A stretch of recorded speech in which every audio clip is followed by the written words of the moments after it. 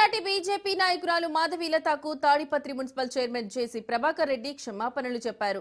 మాధవీలత గురించి ఆవేశంలో మాట్లాడినట్లు చెప్పిన జేసీ తాను చేసింది తప్పేనని అంగీకరించారు. ఆమెకు మనస్ఫూర్తిగా క్షమాపణలు చెబుతున్నట్లు ప్రకటించారు.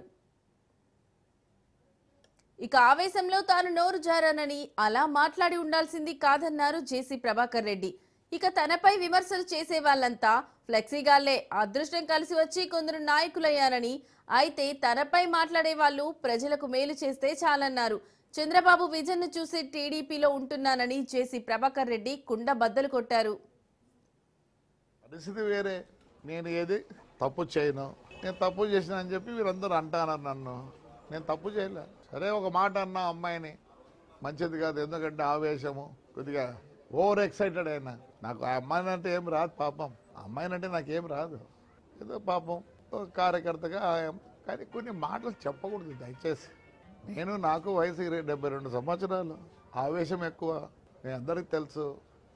ఆవేశంలో పొల్లింది, అది మాట్లాడింది కావాల్సింది కాదు.